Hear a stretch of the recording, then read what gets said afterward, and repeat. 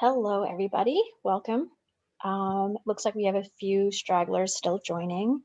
I know it takes a little while for the audio to connect, but while we're waiting, I'd actually like to start out today with a super quick breathing exercise to let go of some of the stress we've all been accumulating throughout the day, the week, or even throughout this year, which I think we can all agree has been kind of rough. For 30 seconds, we're actually going to do box breathing, which is 4 seconds of inhaling, 4 seconds of holding, like holding your breath, 4 seconds of exhaling, and then 4 seconds of holding again, kind of on a loop. Feel free to turn your cameras off if it makes you more comfortable. Okay, just give me a moment here. I'm going to put a graphic on the screen, which is actually helpful to kind of guide us.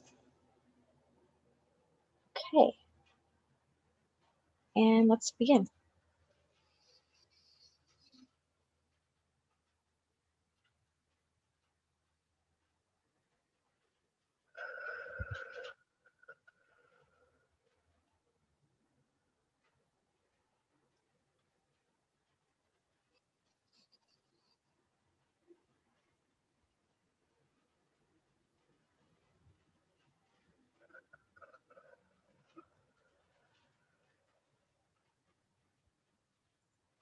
Okay, so I don't know about you, but that makes me feel a lot more comfortable, a lot more calm.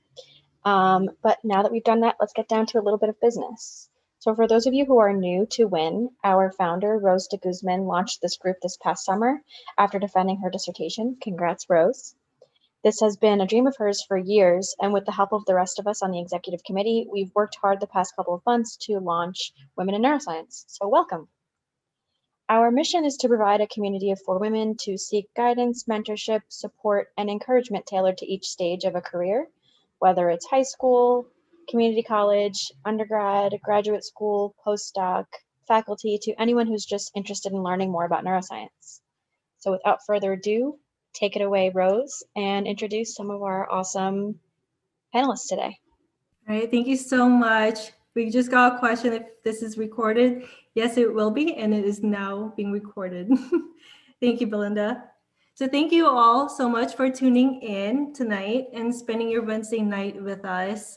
For weeks, I searched for leading WiN in ADHD research. So how WiN works is that each team member nominates a person.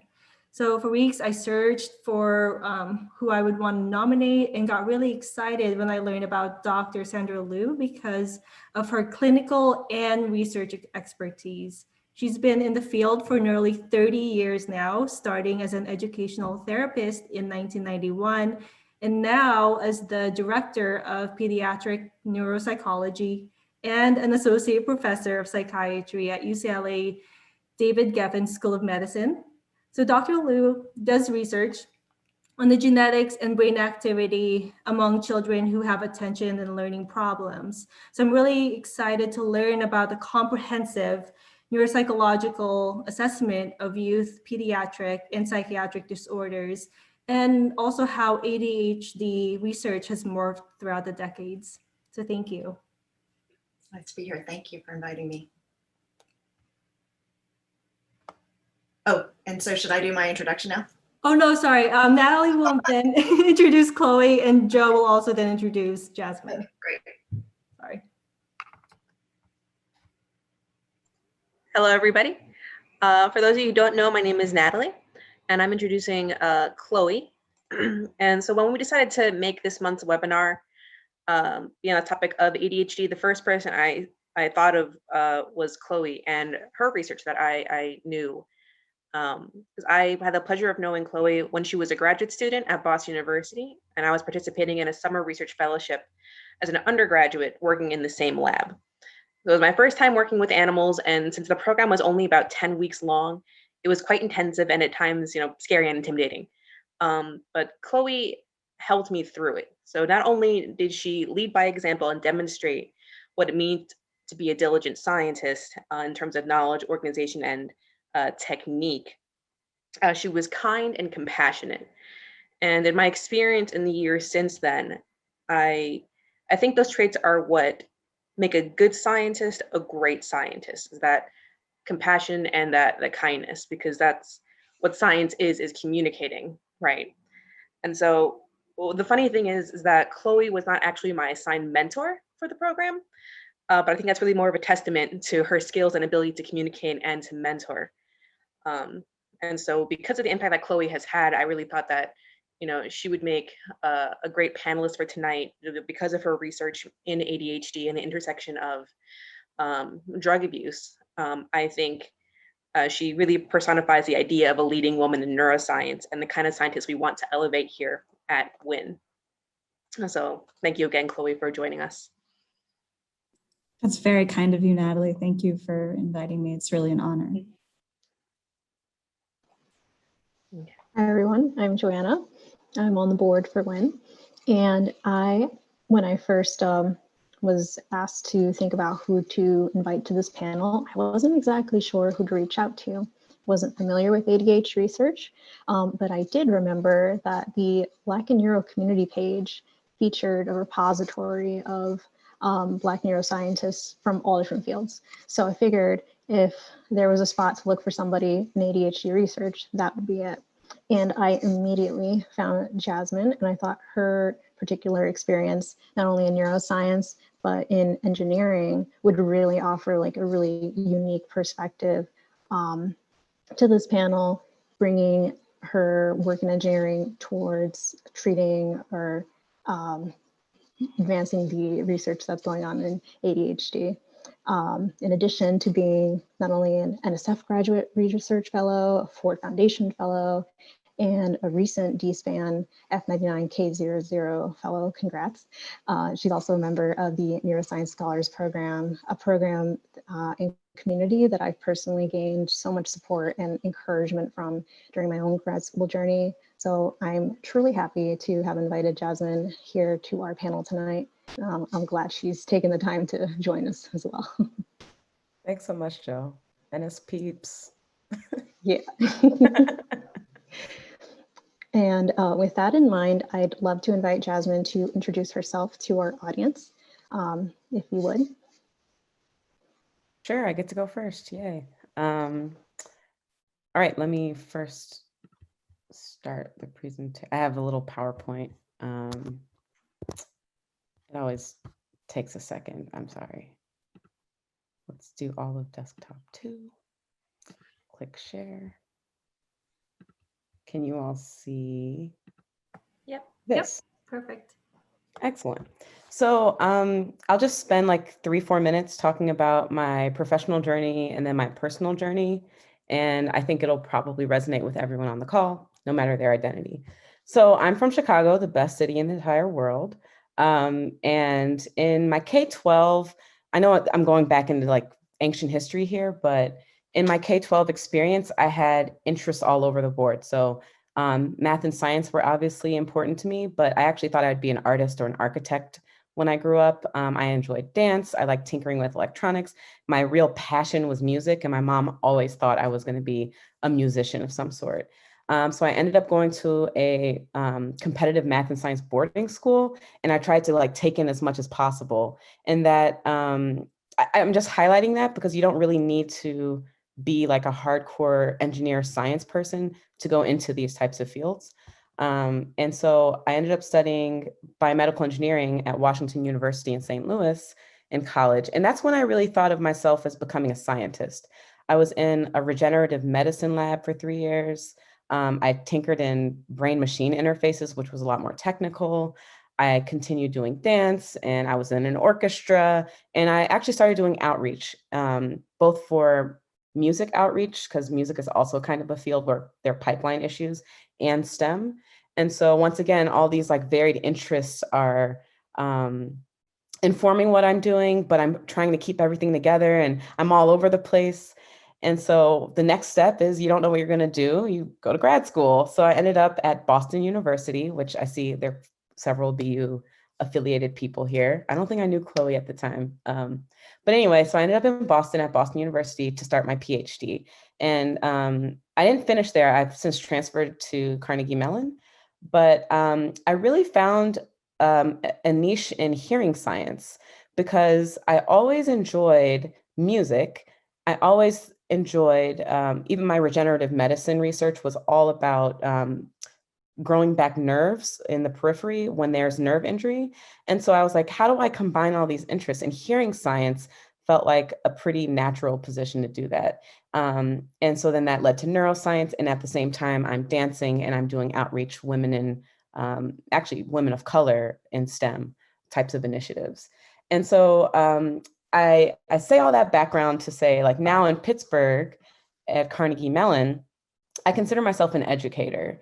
And it means that I can take all of these things that I've learned in the past, and it really informs what kind of work I do now. So I identify as a cognitive auditory neuroscientist. And cognitive just means that I'm interested in cognitive disorders and human health. And then the auditory part is really how. So all my paradigms are in the auditory domain. And I identify as an electrical engineer as well. I do a little bit of hardware design stuff. And I'm a dance fitness instructor, which is also a way to keep all of this put together. So if you're interested, I teach 305 Fitness. Look it up. It's like Zumba on steroids, I'd say. And so that's kind of the full professional story. And notice that I didn't sacrifice anything. Like, the only thing I really gave up was French. So keep that in mind in your journey. And very quickly now, a little more personal about kind of the ADHD stuff. So my resume says all this amazing stuff, right? Like, I started doing research at 16. I was a new face in engineering. All these fellows. I'm a rising star by MIT. But actually, in parallel, there were a lot of different mental health issues that was going on in the background. So sure, I was doing research at a young age, but I was saying to myself, my research isn't legitimate. I've tricked everyone. I have imposter syndrome. I was named a new face in engineering, but I'm like, I can't even focus in school. I'm doing all this outreach and this music stuff because I'm trying to find fulfillment elsewhere. I'm trying to keep my brain aroused, really. Life happens. I had a bout with grief, anxiety, all of these different things throughout grad school, which I think is pretty common. And even right now, you all are saying I'm an expert of some sort. And I'm thinking, why are they calling me an expert? I'm just a PhD student. So I bring all this to say, first of all, it's common. And this is kind of why I thought about doing ADHD research. Like, is my inattention due to ADHD? Is it due to anxiety? And the neuropsychologist says it's kind of both. But what I really want people to know is that to battle this, you kind of just need to take perspective and appreciate how far you've come. So even me putting together the slide, I was thinking, actually, yeah, I have accomplished these things. So if you're on the verge of tears, go read your CV. And secondly, keep your eye on your why. And that's really, why are you here? Why did you want to get into this field? Is it because of human health? Is it because you want to challenge yourself? If the reason for why you're doing it is noble and good, then it will motivate you to keep going, and you should use that. So that's it for now.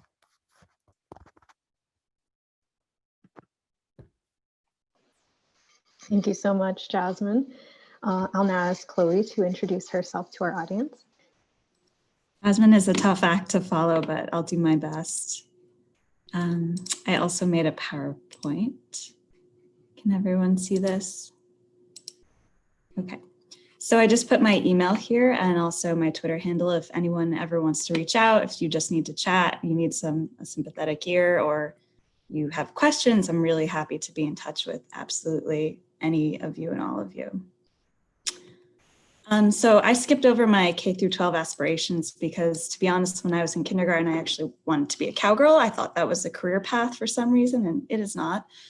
But when I started college, I didn't even know what science was. I didn't really know what research was. I didn't know that was a thing. My dad is a machinist, my mom's an artist, so zero background in academia or anything in science, really.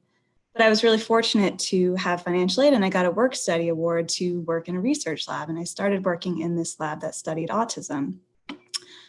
And that just transformed my experience. I had been really struggling in college. I was getting bad grades. I didn't know how to study. I was a kid from a small town at Boston University, a very large city school.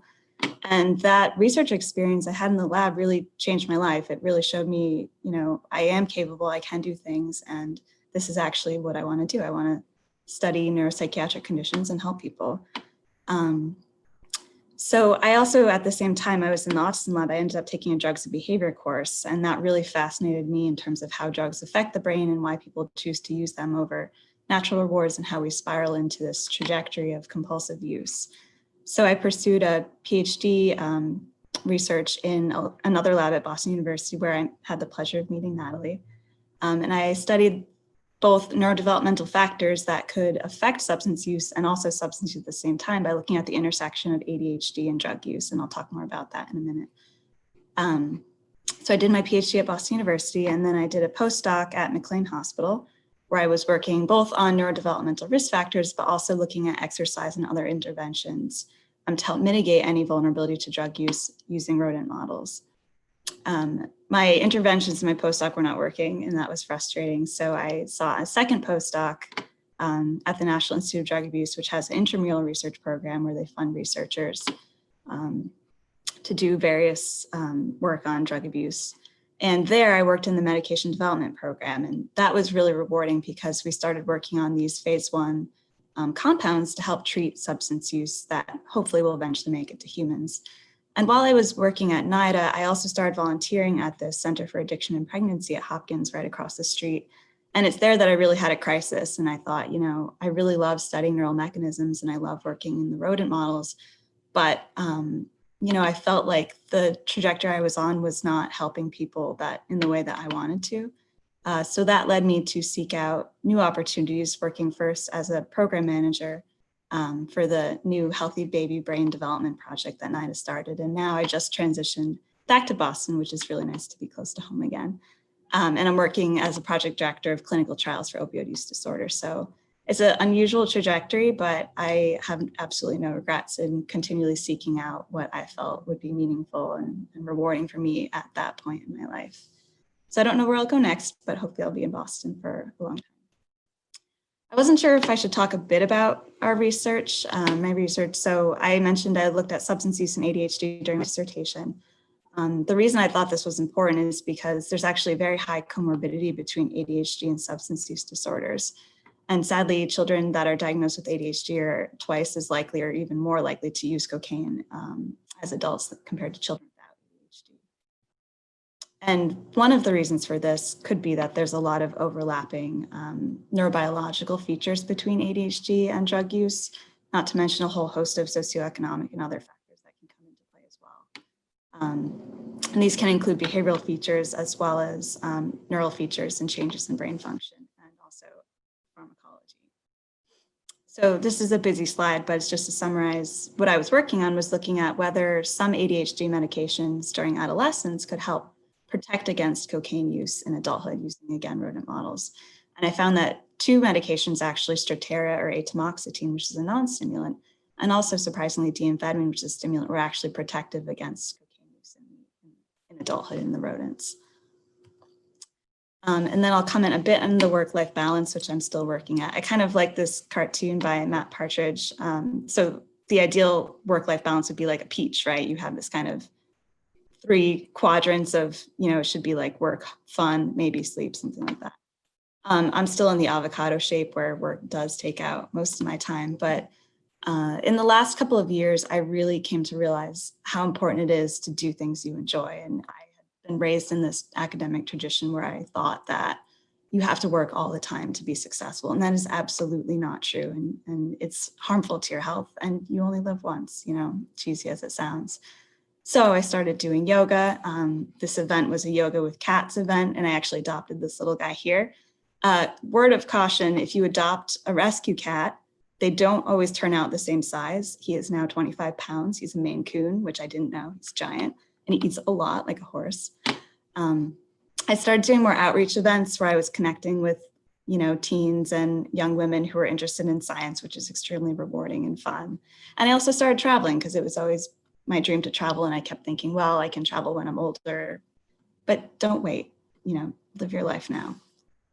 And that's all I have for now, but I'm happy to answer questions and chat. Thanks, Chloe. And now, last but not least, Sandra, if you would please introduce yourself.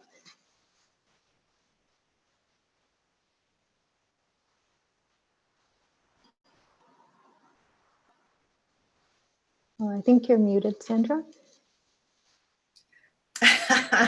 Okay, and I wanted to share my screen. How do I do that again? You think I The would screen remember? share button, yeah, at the bottom. Oh yeah, there it is right there. Okay. Okay.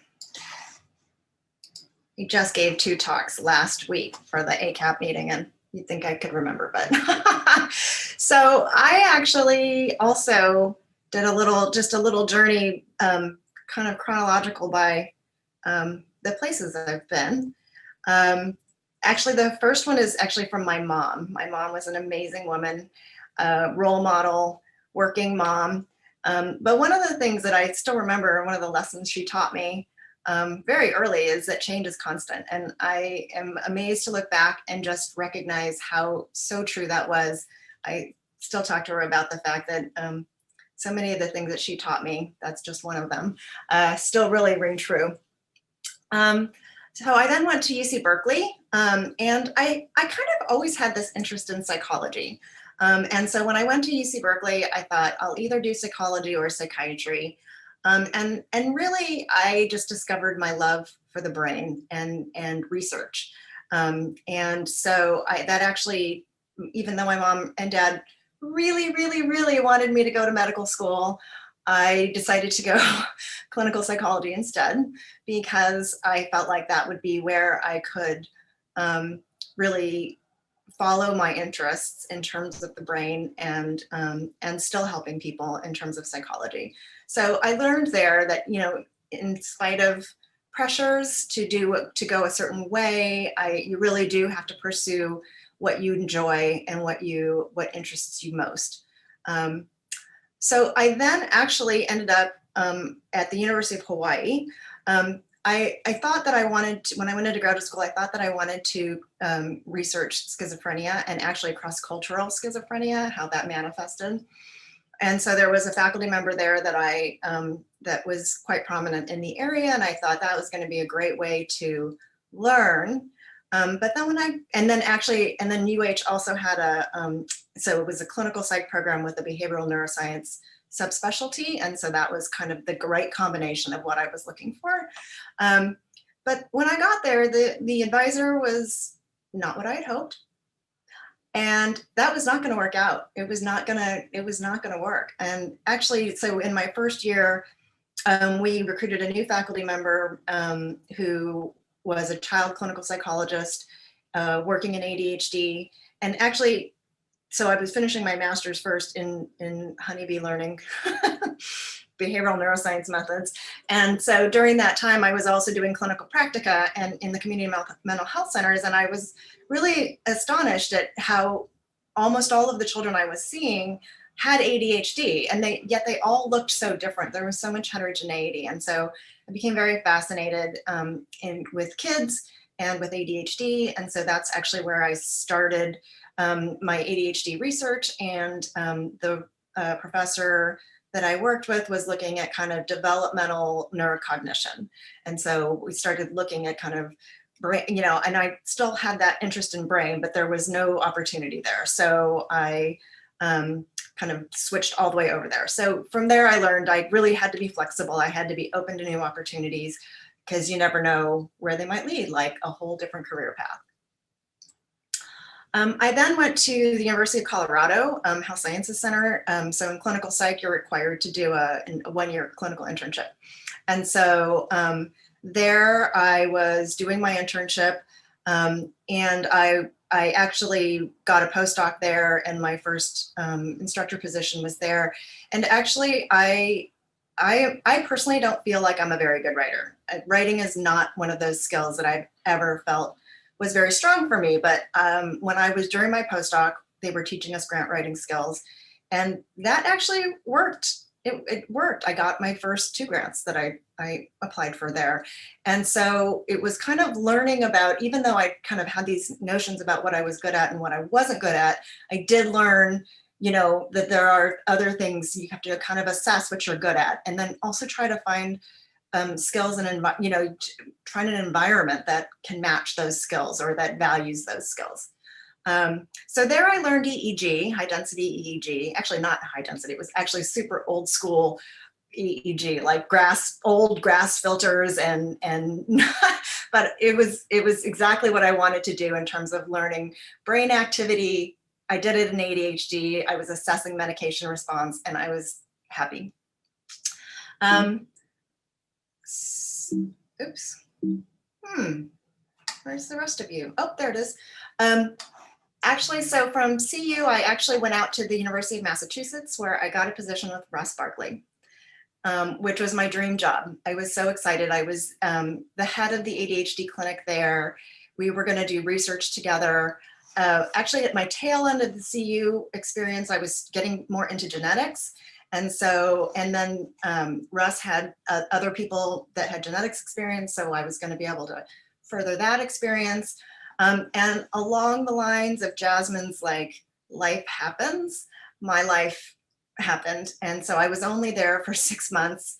I was married at the time. I had a young child and that kind of all fell apart. And I couldn't stay in Massachusetts where I literally knew nobody without the family support that I needed. My dad also got very ill at the time. It was kind of a really horrible time. So, and so I don't know if that lesson is really, it's just basically life happens and you need to, don't give up. So, but I seriously thought about that. I didn't really know where to turn. I have nothing but amazing things to say about Russ Barkley. He was so lovely and helped me in every way he could. And so I actually ended up at UCLA and he tried to guide me, but I also found a woman, Sue Smalley, who was kind of doing a lot of ADHD. She was at the forefront of ADHD genetics. And of course, UCLA had Denny Cantwell and there were a lot of UCLA people. And so I think one of the other lessons I learned from UMass is a lot of times, not every single time, but when one door closes, another one may open. And that's honestly, UCLA was that. And so I was this mom of a 2-year-old, single mom of a 2-year-old. And I was, and Sue was, I was able to basically learn genetics from her. And at that point I could put together this kind of brain behavior or cognition behavior ADHD pathway. I had already had training in pediatric neuropsychology, so I was also doing that, getting licensed, and I was so happy. I felt like I had kind of arrived at the place where I was always meant to be, kind of career-wise in terms of my research. And Sue was an amazing mentor, so definitely seek out women mentors. She was like, okay, look, Sandy, you have a young child, but you also want to be in academia. It's going to be really hard and you have to set your priorities. And so my priority was to raise my son in the best way I could, which isn't actually congruent with being, an assistant professor and climbing up the faculty ladder. But she said, you know what, just do what you need to do. I worked 4 days a week and spent the 5th day with my son once he started preschool. I actually kept that schedule. His whole going through like elementary, I worked in the classroom like every Friday morning. Now, that said, when he went to bed at night, I worked every night because there were a lot of things that never got done. But anyway, she said, set your priorities, follow them, and the rest will come. And she was right. And so of course, a lot of that, there's a lot of sacrifice and learning when to say yes and when to say no. I wanted to go to conferences. I wanted to present my work, but I couldn't always do that. And that was just a sacrifice that I was willing to make based on my priorities. And then finally, so I was on this path. I had my K award and my first R01 looking at genetics and ADHD endophenotypes, basically cognitive, EEG, and behavior endophenotypes. And I just thought that this is what I was going to do. But then, funny thing, so this is genetics 20 years ago. And genetics 20 years ago looked vastly different than genetics now. We were doing 400 microsatellite markers in the genome and thinking there was going to be a handful of genes of large effect. Now we have samples of 1 million, and we had a sample of like 1,000, which was big at the time, or 50, 100K, right? And we're doing these million SNP platforms, and it's what you need to find genes. So, and at the time, when my R01 was ending, NIH was not going to fund any more genetic research, more genetic data collection, or genotyping. They were supposed to do the genotyping, and they were like, nope, we're going to stop, hit pause, figure out why we're not finding anything through these GWAS. And so my path forward in my selected area was not going to happen. And so I had to pivot. I had to adapt to what the situation was. I had to use all these life lessons that I learned, and I decided that I would go pivot back to EEG, and I would go deep, and I would go into like signal processing. Jasmine, I definitely want to talk to you later more about what you're doing. But I basically did. That's what I did. I decided to go deep into EEG. I spread to other neurodevelopmental disorders. I tried to adapt based on what I had and my resources here, and it's worked out. And actually, just so you know, Rose, I'm actually a professor, and that was my goal. I just sometimes I didn't know if I would make it. In fact, and it was a little disheartening because many of my male colleagues, who I either went through with or they came slightly after me, all made professor way before I did. They all climbed the ladder way faster than I did. And you know what? You have to let go of that. You just have to let go of it. Keep going, and it happens. It ends up working out. So that's kind of I guess I didn't actually hit my life. I don't know. I love yoga. I love skiing. I love hiking and doing all kinds of active things. I'm a foodie. I love to eat and cook. So anyway, that's kind of a overview. My email is there. Anyone that would want to reach out, I'm happy to have you get in touch with me. I do have a Twitter account, which actually I see that one of my current postdocs, Georgia McElhaney, is on this call, and she set up that LuLab Twitter account because I'm not very conversant in that. But anyway, we try to use that as well. So that's it. I didn't actually do any research. Sorry, I'm happy to if you want me to do anything else in terms of research. No, that was wonderful, Sandra. Thank you. And thank you to each of our panelists for sharing their research and their research journeys.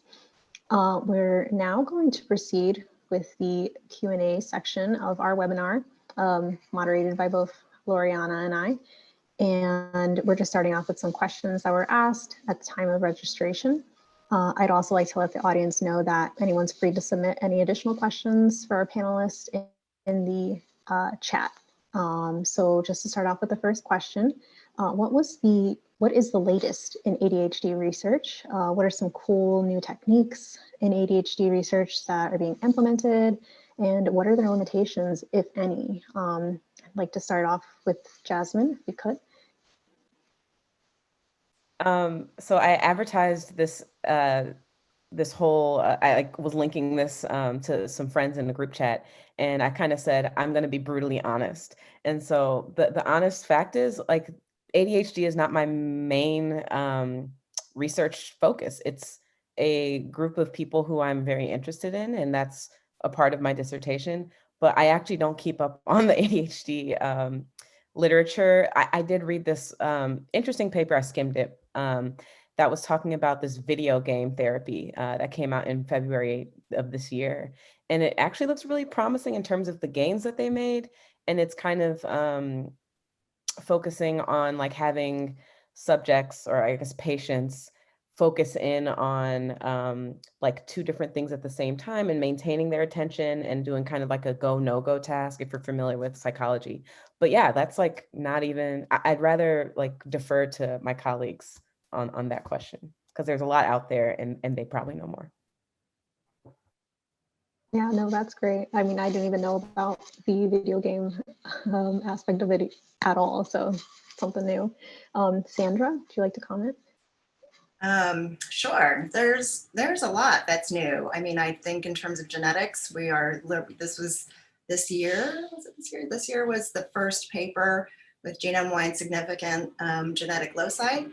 I think we're learning a lot about heterogeneity in ADHD and how, I mean, kind of across multiple levels. So behavior, cognition, brain, as well as genetics, and driven likely by genetics. And I think there's more attention being paid to heterogeneity and how we understand it and that it should be paid attention to rather than kind of just ignored. In terms of treatment, definitely the video game is part of some new non-medication treatments. I will make one comment about that in terms of a limitation, and that is I actually have looked very closely at kind of cognitive training paradigms, and they seem to help with kind of this specific cognitive skill that they're focused on. So for example, there's CogMed, and that's a working memory training program. It's called Endeavor. Achille is the company. Endeavor is this new program. It's computerized attention training and got FDA approval in, I think, June. But the problem with these treatments is that they don't actually change ADHD symptoms. They don't seem to improve ADHD symptoms.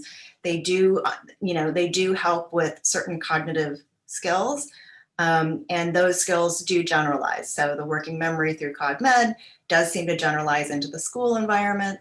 Attention does seem to be, through Endeavor, the attention difficulties or the improvements in sustained attention do seem to translate into the classroom, but the overall ADHD profile of behaviors isn't actually moved a whole lot.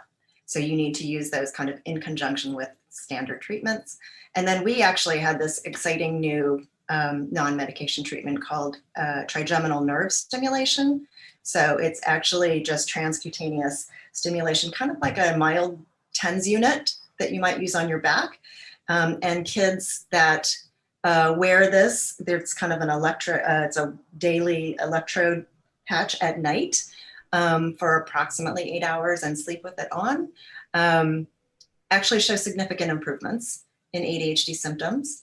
And then actually I just published a paper looking at predictors of treatment response, and actually kids with executive functioning deficits as measured by a behavior rating scale, the brief, are actually quite likely to be responders. So and that actually got FDA approval in 2019. So, but the FDA approval was limited to the kids that we studied. So that was something like 7 to 12 years old. It's off label for anyone that's older or younger. And we're working on doing a little bit more research on that, expanding the sample, including an independent replication site, and then also kind of studying brain mechanisms. So I'll stop there. I think there's a lot going on. I'm super excited. And then I will let Chloe comment on the substance use issues, because there's a lot of work in that area as well. Sure. So I will also be fully honest. I'm not directly engaged in ADHD research currently, but there are people in our research team at McLean that are. And in terms of substance use, to my knowledge, the latest is really looking at, there's been this kind of debate in how to treat substance use and comorbid disorders. Do you treat them in parallel? Do you treat them sequentially, which also has problems, or do you kind of try to find this integrated treatment where you can find ways to synergize and deal with both disorders at the same time rather than viewing them as separate? And to my knowledge, I think the patients that the team is working with really do benefit from kind of, instead of saying I have ADHD and substance use, they have ADHD-substance use, like it's one component rather than two separate things, because otherwise it kind of feels overwhelming to have to deal with multiple issues. So there's research going on in our group that shows that basically treating people with substance use, particularly stimulant use issues, with ADHD medications when they have comorbid ADHD really dramatically improves their outcomes and improves their retention in the treatment protocols. So, for example, there's been work giving adults with ADHD and comorbid substance use deamphetamine or methylphenidate, and they show much better retention, much better outcomes long-term when you treat those disorders simultaneously. And I think there's some hesitancy to treat ADHD patients, possibly due to stigma among the clinicians even, to give them stimulants, which are known drugs that can be abused to someone with a substance use problem, because I think, first of all, you're afraid they're going to divert them, but also I think for a clinician, a lot of times, at least in our group, giving a patient a medication that they then abuse makes them feel terrible, like they're responsible for worsening their substance use.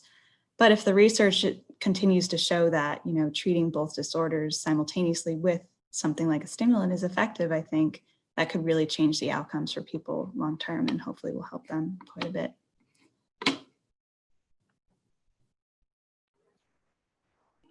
Thank you. So we also have a more general question that was asked, and it is, what advice would you give to somebody applying to grad school now? Maybe we can start with you, Jasmine.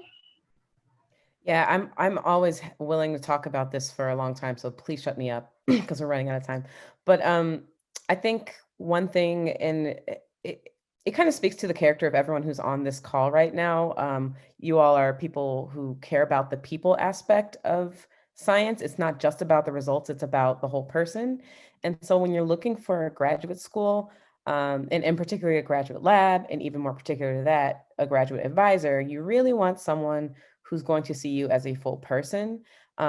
If you end up wanting not to go into academia and instead in industry, you need someone who thinks of you as a human, who will be able to still mentor you.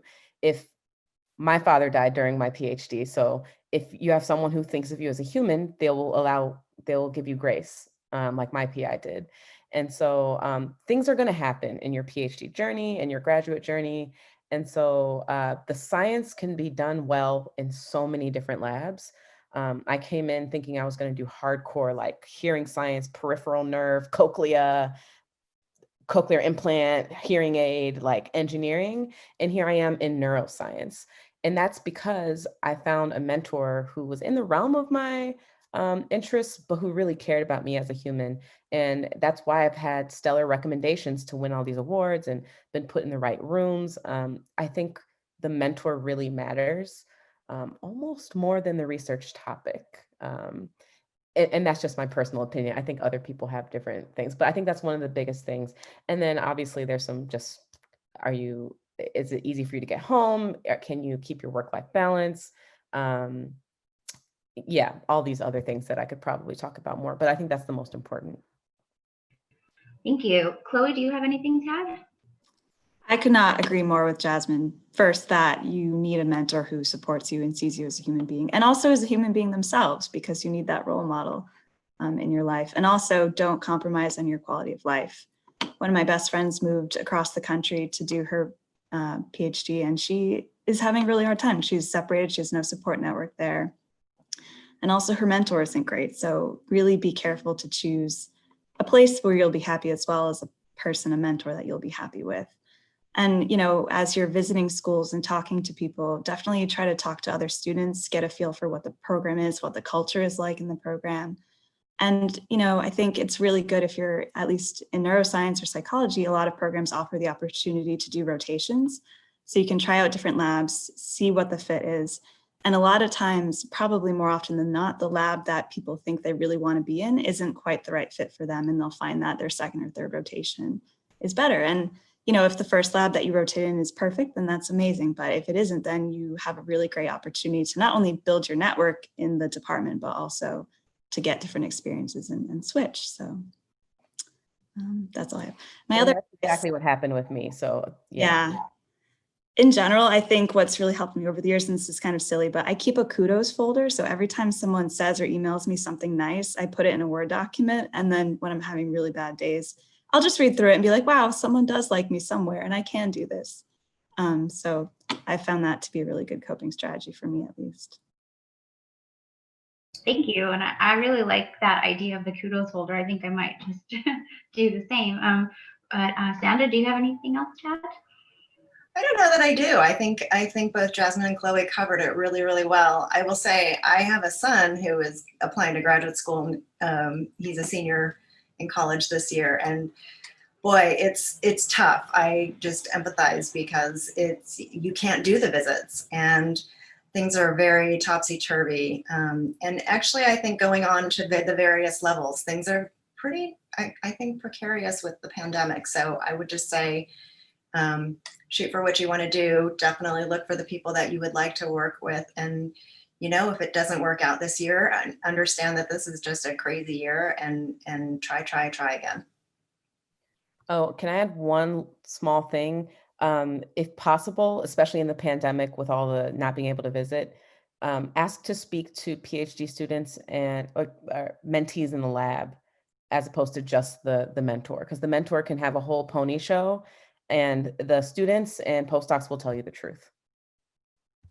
Especially if you're on a Zoom call with them separately away from the mentor, I think. And the pandemic, as challenging as it is, maybe it's an optimal time to do that. And you can get people, on weekends or weeknights to be able to chat with you candidly. That's really important. Agreed.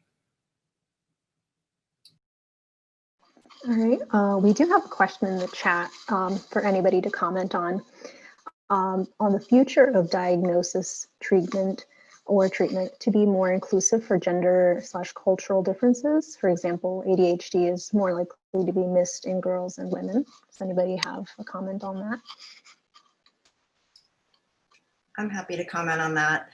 I'm